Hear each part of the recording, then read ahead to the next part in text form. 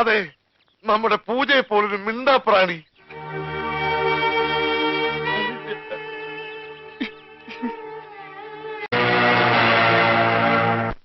ഗംഗാര ഒന്ന് അടങ്ങ്. ഒന്ന് അടങ്ങാനല്ലടാ, ഒന്ന് ഉടക്കാനാ വന്നിരിക്കുന്നത്.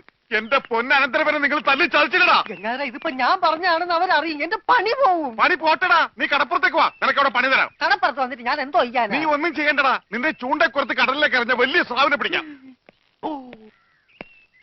എന്റെ അനന്തരവനെ തല്ലിയല്ലേ, ഇതിന് സമാധാനം പറയിപ്പിക്കാതെ ഗംഗാധരനോട് പോവില്ല.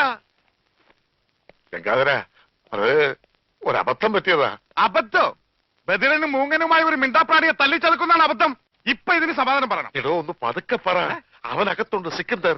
സിക്കന്ദർ അല്ല മട്ടന്തർ വന്നാലും ജനിക്കാനും പേടിക്കേണ്ട ആവശ്യമൊന്നുമില്ല. ഈ ഗംഗാധരനല്ലേ കടപ്പുറം. കൈ തെരണ്ടി വാൽ കൊണ്ട് ജനിച്ചവനാ. അത് ഇവിടുത്തെ ബടാസാബിനെ ഒന്ന് കാണിക്കാൻ വേണ്ടി തന്നെയാണ് ഞാൻ വന്നിരിക്കുന്നത്. വിളിയടാ. അറിയാതെയാണെങ്കിലും ഞാൻ ഒരു തെറ്റ് ചെയ്തു, സമ്മതിച്ചു. അതിന് പരിഹാരവും ഞാൻ ചെയ്തു കഴിഞ്ഞു.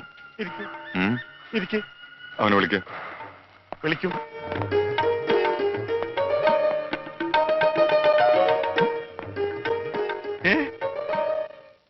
അവന് ഞാൻ ജോലി കൊടുത്തു. 5,000 സാലറി. ഇതാ പോരെ? ഇനി ഇവിടെ നിന്ന് നീ വാ വിളിച്ചാറുണ്ടല്ലോ.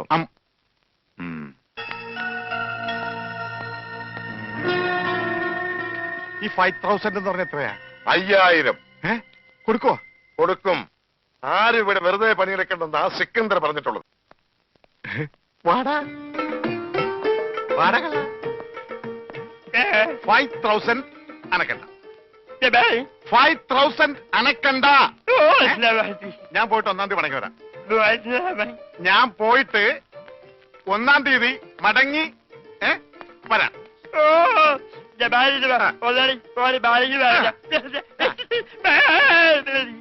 ഇതെന്താ ആടിനുണ്ടായതാ? ഒന്നുമില്ല, ഞാൻ പോട്ടെ. ബാഗ് എന്ന് പറയാൻ മാത്രം അറിയാല്ലേ? ഞാൻ പോട്ടെ. നീ എന്തൊക്കെയാ ചെയ്യാൻ പോണതെന്ന് ഒന്ന് പറഞ്ഞേ. ആദ്യം ഞാൻ കൈപ്പാങ്കുറ്റി ബസ്സിൽ കയറി 7 രൂപ 50 പൈസ ടിക്കറ്റ് എടുക്കും. എന്നിട്ട് ഞാൻ കൈപ്പാങ്കുറ്റി സ്റ്റോപ്പിൽ ഇറങ്ങി മൈക്കിൾ മാഷിന്റെ വീട് ഏതാന്ന് ചോദിക്കും. മൈക്കിളല്ല, കൈമൾ മാഷ്. കൈമൾ മാഷ്. ബാക്കി ഞാൻ അതെന്താ? അതൊക്കെ ഞാൻ കള്ളാസിൽ എഴുതി പോക്കറ്റിൽ വെച്ചിട്ടുണ്ട്. കൈമൾ മാഷിന്റെ മകന്റെ പേരെന്താ? കൈമൾ മാഷ മകന്റെ പേര്? മരിച്ചുപോയ ഉണ്ണി. മരിച്ചു പോയിന്ന് എടുത്ത് പറയണ്ട, ഉണ്ണിന്ന് പറഞ്ഞാ മതി. മതി. അപ്പൊ നീ ആരാ? രമണൻ. സോറി, മരിച്ചുപോയ ഉണ്ണിയുടെ ക്ലോസ് ആയ ഫ്രണ്ട്. Close friend? അത് തന്നെ. ഇത് കൈമൾ മാഷിന്റെ വീടല്ലേ? എനിക്കെങ്ങനെ അറിയാം? എങ്കിൽ എനിക്കറിയാം. ഇത് തന്നെയായിരിക്കും കൈമൾ മാഷിന്റെ വീട്. വെറുതെ തെറ്റിക്കല്ലേ? മാറേ സൈഡ് തന്നെ, ഒരാൾക്കുള്ളൊരു വഴി തന്നെ പ്ലീസ്. ഹലോ, ഒന്ന് നീങ്ങിയേ. ഈ സദാശിവൻ കൈമളുടെ വീടല്ലേ? എന്താ? സദാശിവൻ കൈമൾ ഒന്ന് കണ്ടേച്ചു പോകാന്ന് കരുതി. ആള് ഞാനാ, കണ്ടില്ലേ? കണ്ടു. എന്നാ പോയിക്കോ. Okay, thank you. അല്ല, ഞാനൊരു കാര്യം അറിയാൻ വന്നതല്ലേ. നീ ഏതാടാ? രമണൻ. ഏത്? ചെങ്ങമ്പുഴയുടെ രമണനോ? ചങ്ങമ്പുഴയോ? എന്റെ വീട് കോന്നിപ്പുഴ അടുത്തല്ലേ? ഞാൻ ക്ലോസ് ആയപ്പോ ഉണ്ണിയുടെ മരിച്ച ഫ്രണ്ടാ. മരിച്ച ഉണ്ണിയുടെ ക്ലോസ് ആയ ഫ്രണ്ടാ. നിനക്ക് വല്ല അസുഖമുണ്ടോ? ഞങ്ങള് ഫ്രണ്ടുക്കളാ. അവൻ ഇവനല്ലല്ലോ അവൻ. ഇതാരാ? ഈ ഉണ്ണിയുടെ ആരാന്നാ പറഞ്ഞേ? Close friend. അപ്പൊ ഇതാരാ? ഇതാരാന്ന് നിനക്ക് അറിയില്ല അല്ലേ? ഇല്ല. എടാ, ഇതാടാ നിന്റെ ഫ്രണ്ട് ഉണ്ണി. ചതിയാ, കൂടെ നടന്ന് ചതിക്കരുതാരെയും. ഒന്നും നിങ്ങളുടെ ജീവൻ രക്ഷിച്ചവനല്ലേ ഞാൻ. എന്നോടെങ്കിലും രക്തം നിനക്ക് മിണ്ടായിരുന്നില്ലേ? പറയടാ, നിന്റെ ഊമസ്വരൊന്നും ഞാൻ കേൾക്കട്ടെ. മരിച്ച നിന്നെ ജീവിപ്പിക്കാൻ പറ്റുമെങ്കിൽ നിന്നെ കൊണ്ട് സംസാരിപ്പിക്കാൻ പറ്റുമെന്ന് ഞാൻ ഒന്ന് നോക്കട്ടെ. സംസാരിക്കടാ. എടാ, സംസാരിക്കാൻ. എന്നോട് ക്ഷമിക്കടേ രമണ.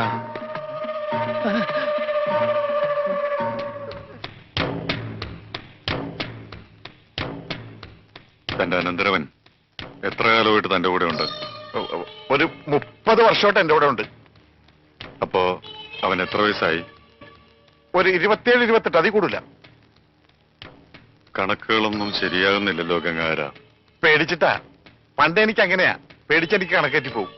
പ്രായത്തിന്റെ കാര്യത്തിൽ നമ്മൾ തമ്മിൽ കണക്ക് പറയണ സാബിന് എന്ത് മതിപ്പ് തോന്നുന്നു അതിൽ ഉറപ്പിക്കാം. പോരെ? ആലോചിച്ചിട്ട് പറഞ്ഞാൽ മതി.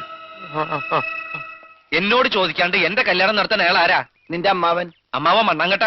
എന്റെ കല്യാണത്തിന് എന്റെ സമ്മതം വേണ്ടേ? പക്ഷെ നിന്നോട് സമ്മതം ചോദിച്ചാൽ നീ കേൾക്കൂലല്ല, കേട്ടാ തന്നെ മിണ്ടേയില്ല. അതുകൊണ്ട് ഞങ്ങളൊക്കെ തന്നെ അങ്ങോട്ട് തീരുമാനിച്ചു. രമണ, നിങ്ങൾക്ക് ആർക്കും എന്റെ ഗൗരവം മനസ്സിലാവാഞ്ഞിട്ടാ. ഇനി എന്തും മനസ്സിലാക്കാൻ?